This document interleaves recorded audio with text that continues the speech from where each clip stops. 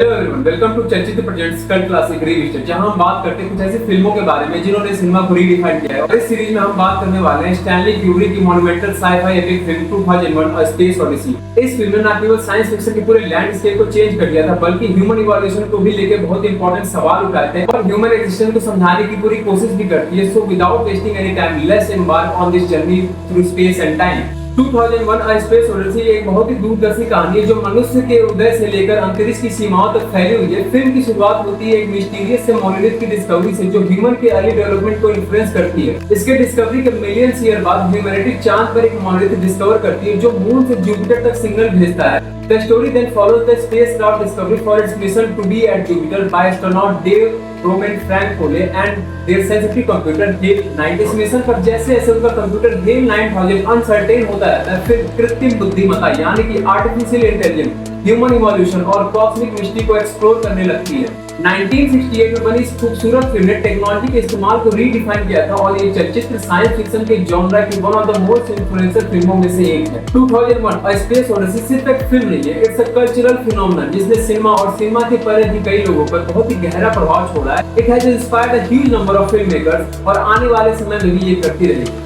इस फिल्म का झकझोर देने वाला स्पेशल इफेक्ट फिल्म मेकर्स के लिए नए स्टैंडर्ड्स को सेट कर देता है, क्योंकि 1968 में स्पेस ट्रैवल को लेकर इतना नेचुरल, इतना क्रिएटिव और इतना रियल दिखाना was nearly impossible for anyone to achieve. Stanley Kubrick ने नासा के साइंटिस्ट और स्पेस एनालिस्ट के साथ कोलैबोरेट करके इस फिल्म के ऊपर काम किया था, जिसकी वजह से इस फिल्म की डिटेलिंग में कमियां निकालना लगभग इम्पॉसिबल है। और जिस फिल्म ने स्टार वॉर्स, ब्लेड रनर और इंटरस्टेलर जैसी फिल्मों को इंस्पायर किया है, वो अपने आप में कितनी ज्यादा खूबसूरत होगी, इस बात का आप खुद ही अंदाजा लगा सकते हैं। इसके अलावा फिल्म का फिलोसॉफिकल इम्पैक्ट जो इंसानियत और आर्टिफिशियल इंटेलिजेंस को एक्सप्लोर करता है, जो फिल्म रिलीज होने के 50 साल बाद भी कितना रेलेवेंट है, ये तो आप देख ही रहे होंगे। And to understand the concept of artificial intelligence in 1968 and creating the magic on screen is something way more futuristic even for today. इस चलचित्र में स्टैनली क्यूब्रिक का डायरेक्शन और डगलस डम्बल के स्पेशल इफेक्ट जो सिनेमा का one of the most iconic और realistic space sequence को क्रिएट किया है, वो अनंत काल तक याद रखा जाएगा। स्पेसशिप डिस्कवरी 1 के इंटीरियर के लिए फ्रंट प्रोजेक्शन और सेंट्रीफ्यूग रोटेटिंग सेट तैयार करना उस समय के हिसाब से कितना बड़ा अचीवमेंट था, ये तो आप समझ ही सकते हैं। सेंट्रीफ्यूग रोटेटिंग सेट ने एक ऐसा इल्यूजन क्रिएट किया जो जीरो ग्रेविटी को डिपिक्ट करता था, और इस टेक्निक ने अंतरिक्ष की विशालता को बहुत ही रियलिस्टिक तरीके से दिखाया। इसके अलावा स्पेसक्राफ्ट के डिजाइनिंग में जिस तरीके की डिटेलिंग मिली थी, वो लाजवाब है। इस लेवल की सेट डिजाइन और स्पेशल इफेक्ट के बाद फिल्म में यूज हुआ अमेरिकन क्लासिक म्यूजिक, जैसे कि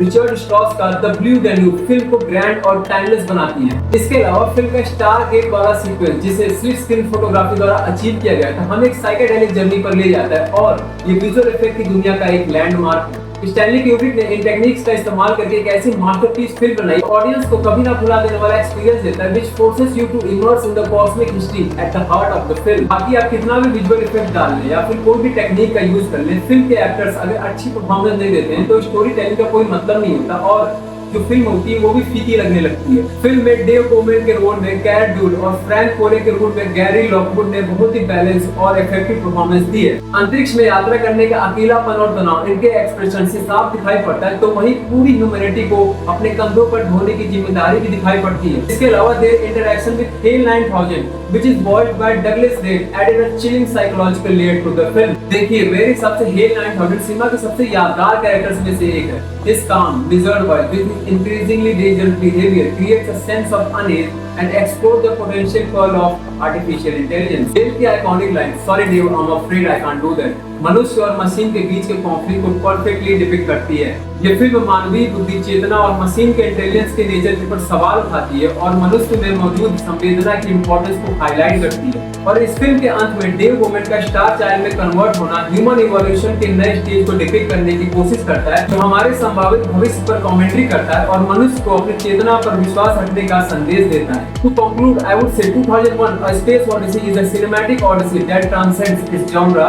स्टैनली क्यूब्रिक की ये मास्टरपीस लोगों को हमेशा इंस्पायर करती रहेगी और अपने visionary story telling, stunning visuals से लोगों को एंटरटेन करती रहेगी। 2001 A Space Odyssey एक ऐसा चलचित्र है जो हमें ह्यूमन एग्जिस्टेंस पर सवाल उठाने पर मजबूर कर देता है एंड ह्यूमन पोटेंशियल को अनलॉक करता है। And whether you are long time fan और discovering it for the first time, 2001 remains a journey worth it. अगर आपने ये फिल्म देख रखी है तो आपका इस फिल्म के बारे में क्या कहना है? Let us know in the comment section. And to watch more episode of cult classic revision, don't forget to subscribe to our channel Chalchitra. Thanks for watching and see you next time.